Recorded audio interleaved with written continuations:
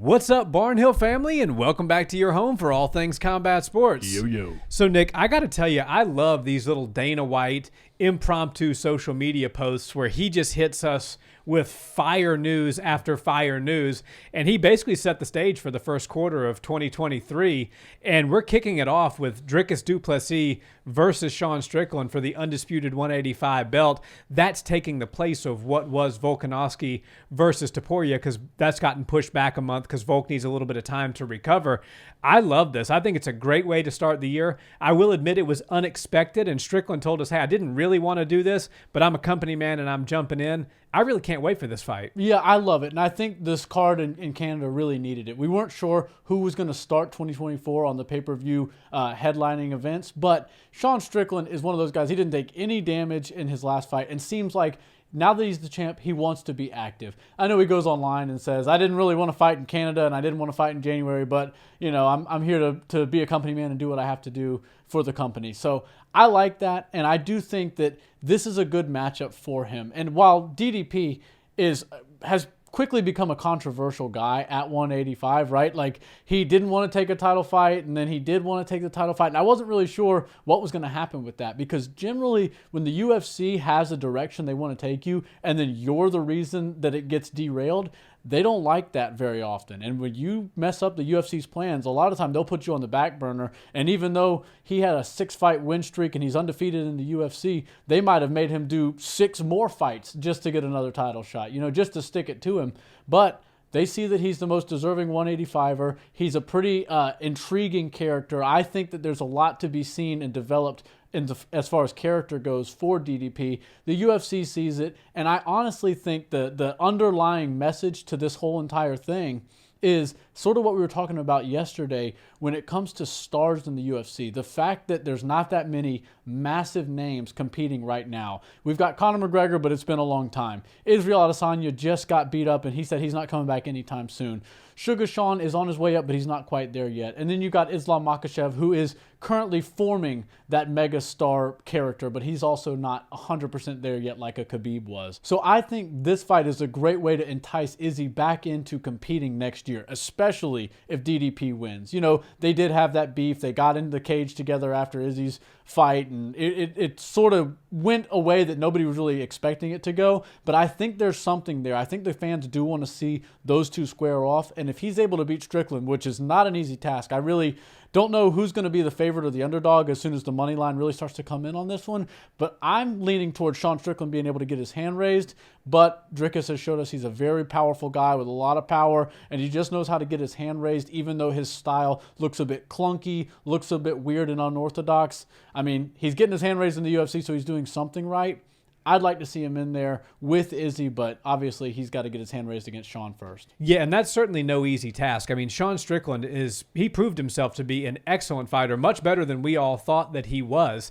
And when you look at the X's and O's, I think Sean is technically better as far as the stand-up striking goes. He's more proficient. He throws a higher volume. He's more accurate. But I would give the power edge to Dricus Du Plessis. He's extremely powerful and, as you said, unorthodox and even a little clunky. When you watch him fight, it doesn't look like he's really piecing things together that are ultra-technical. But at the end of the day, when you get your hand raised and you have an undefeated UFC record, you can't really argue against what he's doing. So what he's doing is working. Right. Dricus also has a really good jiu-jitsu game. He's got great submissions. He's super strong, but I think Sean will be difficult to take down. Now, Sean's not a guy who's known for his wrestling, but he's very much known for his anti-wrestling.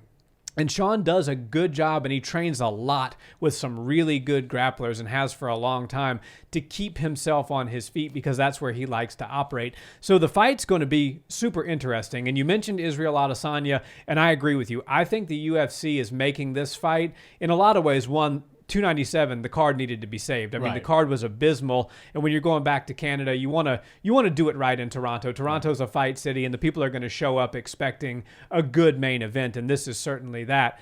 But Israel Adesanya just told us last week, I'm not fighting again until 2027, which that might as well be 100 years from now. You're talking about 3 calendar years before he's back.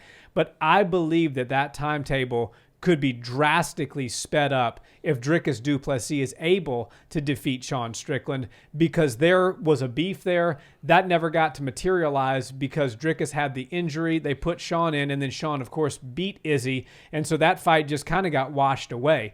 But now with Dricus fighting for the undisputed belt, that could be right back on the burner, and Dricus could be the red corner, could be the champion walking out to the challenger Adesanya, and that would be a mega fight. The UFC has also made no bones about the fact that they want to go to Africa and they want to put on a show in Africa. And for a lot of reasons and the things that have been said back and forth between Dricus and Izzy, it feels like Africa would be the right place to make this fight. And especially if Dricus is the champion, more than likely South Africa, he could defend his belt in his home country. I think that would be a mega fight. And I think that's something Izzy, as a contender and as a true warrior and somebody that likes to put himself in the toughest tests, it would be too much for him to pass up. He would go to enemy territory and try to reclaim his belt against a guy that he's had a war of words back and forth to a level that Izzy has never really gone with an opponent before. So I think the UFC is making this fight for a lot of reasons. The matchmakers are always 3, 4, and 5 steps ahead of where all of us are.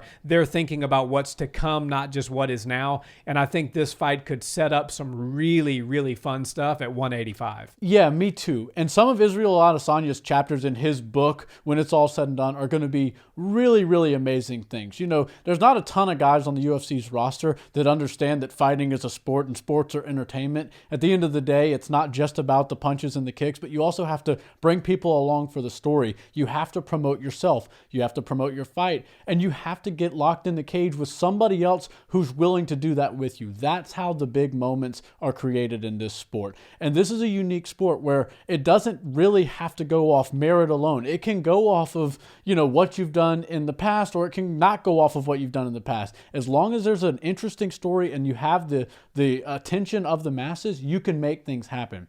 I would love to see this fight take place in either South Africa or in Africa. I don't really know where exactly they would want to go. I don't know too much about the arenas or the populations in the major cities down there, but I do think that if they are to headline a card down there, it's got to be with these two guys. And it would be really special to see DDP be the one that comes in with the belt, and then Israel Adesanya come in as the bad guy into South Africa, or as the contender, as the number one contender at 185. That is the type of story that Israel Adesanya loves to add to his career. When you see him and Alex Pereira have their beef, and then it almost felt like they found some guy out of the jungle and they brought him in just to beat Izzy. And those are the types of things that have made Izzy's career such a storybook career, and one of the ones that will go down in history as one of the most interesting paths throughout the UFC that we have ever seen and that we will ever see. I think that Israel Adesanya understands that stylistically Sean Strickland is just not a good matchup for him. We saw them compete for the entire duration of the fight, and it wasn't competitive. And I don't think that after 4 or 6 months, or even a year really, of re-preparing for Sean Strickland, that he's going to be able to solve that problem. Sean is just a different breed, and styles make matchups in this sport. He's got an awkward style for Izzy to deal with, and I personally think that Izzy matches up really well against DDP. DDP does a lot of things wrong. So much of his striking just looks awkward. It looks like he's off balance, but at the end of the day, he's knocking people out cold. He's getting his hand raised against some of the best fighters that the division's seen. I mean, to beat Robert Whittaker is no easy feat. No. And for him to get out there and do it and make it look relatively easy was ultra impressive. But I worry about DDP's ability to go all 5 rounds. He's such a big, strong guy, and he packs a punch every time he throws something, that he's not going to have that same gas tank later on in the fights. And I think those are the types of guys that Izzy can get in there and just pick apart. Sean Strickland is very similar to Izzy in that. He's an accumulative striker. He'll get in there and just piece you up and put a clinic on you round after round. And the bigger the puncher, the better, because he can make them miss by a mile and then get his counters going. He can accumulate a lot of damage with just tons of punches and then pressing the pressure on him to get his back up against the cage. After that, DDP is going to be looking to shoot for takedowns and get the fight to the ground where he thinks he can get a submission finish. And I just don't think that Sean Strickland is that easy to take down. Certainly not easy to keep down. And at the end of the day, if he's able to just back DDP up against the cage, I see it being a real hard night for DDP.